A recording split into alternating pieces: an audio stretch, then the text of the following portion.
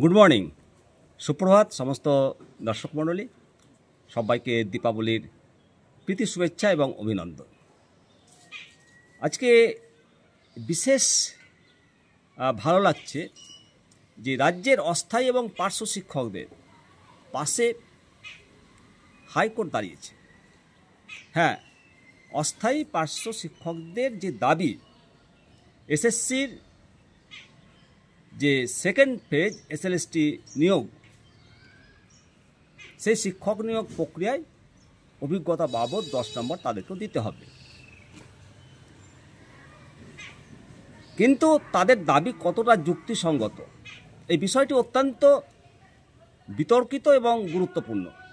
তবে কলকাতা হাইকোর্টের যে রায়, সেই রায়টা কিন্তু পাশে দাঁড়িয়েছে। তাদেরকেও সুযোগ থেকে যাতে বঞ্চিত না হয়, সেই জন্য কলকাতা হাইকোর্ট এই মামলাটার গভীরে প্রবেশ করে বিষয়টা উপলব্ধ করার চেষ্টা করছে। অত্যন্ত গুরুত্বপূর্ণ এই মামলার আপডেট আপনাদের সঙ্গে আমি তুলে ধরব। আমি শিবরাম সরকার, আপনারা দেখছেন নিমতিয়া দর্শন। আদৌ কি কন্ট্রাকচুয়াল পার্শ্ব শিক্ষকরা 10 নম্বর পাবেন? কন্ট্রাকচুয়াল একটা অস্থায়ী পদ আর স্থায়ী পদ। স্থায়ী পদের শিক্ষকরা 10 নম্বর করে পাবেন, যাদের চাকরি চলে গেছে 2016 প্যানেলে। কলকাতা হাইকোর্টের রাজ্যের পক্ষের আইনজীবী উনি যুক্তি দিয়েছেন যে স্থায়ী পদে নন, এরা অস্থায়ী। তো অস্থায়ী পদে কর্মরত অবস্থায় যে অভিজ্ঞতা সঞ্চার হয়, সেই অভিজ্ঞতা বাবদ 10 নম্বর পাবে না, বা স্থায়ী পদে পাবে, এরকম যদি এসএসসির নিয়মে থাকে তাহলে অবশ্যই পাবে না। তো কোর্ট এবার সেটারই গভীরে যেতে চাইছে।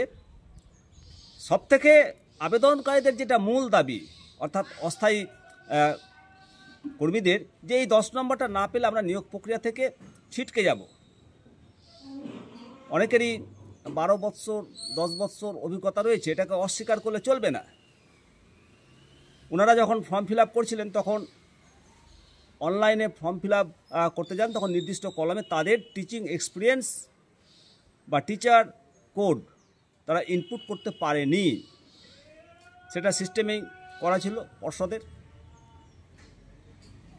এবার এই জোন অফ কনফিডারেশন বলতে আবেদনকারীদের আশঙ্কা, এই 10 নম্বর না পেলে জোন অফ কনসিডারেন্ট বা বিবেচনার আওতা থেকে তারা ছিটকে যাবেন।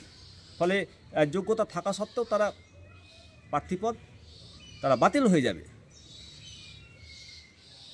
এমত অবস্থায় রাজ্যের আইনজীবী কল্যাণ বন্দ্যোপাধ্যায় উনি বলেছেন যে আবেদনকারীরা যে পদে কর্মরত সেটা কোনো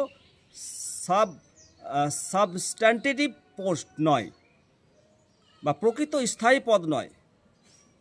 কমিশনের যুক্তি, যেহেতু পদগুলো স্থায়ী প্রকৃতির নয়, তাই নিয়ম অনুযায়ী যারা অভিজ্ঞতার নাম্বার বিশেষ সুবিধা নাও পেতে পারে। এছাড়াও রাজ্যের পক্ষের আইনজীবী মাননীয় কল্যাণ বন্দ্যোপাধ্যায় উনি দাবি করেছেন যে আবেদনকারীরা এই অভিযোগ নিয়ে আদালতের দ্বারস্থ হতে দেরি করেছেন। এটি একটি বিলেটেড স্টেজ। এই যে বিলেটেড স্টেজ, এটা কিন্তু অত্যন্ত গুরুত্বপূর্ণ। হাইকোর্ট দুই পক্ষের সওয়াল জবাব শোনার পর এই বিষয়টিকে একটা বিতর্কিত ইস্যু বলে মনে করছেন এবং চূড়ান্ত রায় না দিয়ে মামলার গভীরে প্রবেশ করার জন্য কিছু গুরুত্বপূর্ণ নির্দেশ দিয়েছে।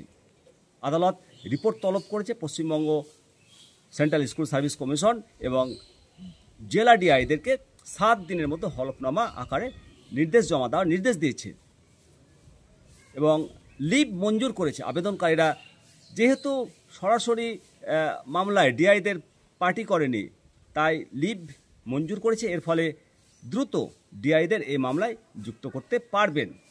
এখানেই আদালত মানবিক হয়ে এই কন্ট্রাকচুয়াল শিক্ষকদের কথা শুনবে বলে এই লিভটা মঞ্জুর করেছে এবং নিয়মিত শুনানি হবে। মামলাটা বিচারপতি ভট্টাচার্যের বেঞ্চে নিয়মিত শুনানির জন্য লিস্টেড করা হয়েছে। অতএব এই 10 নম্বরের অভিজ্ঞতা যদি পান তবে হাজার হাজার পার্ট টাইম এবং চুক্তিভিত্তিক শিক্ষকদের জন্য একটা বড় জয় হবে। অন্যদিকে সেকেন্ড এসএলএসটি মেধা তালিকায় বড়সড় রদবদল হওয়ার সম্ভাবনা রয়েছে। নতুন এবং ফ্রেশারদের ওপর একটা বড় প্রভাব তো ফেলবেই। অবশ্যই আপনাদের মতামত জানাবেন। ভালো থাকবেন। জয় হিন্দ, জয় ভারত।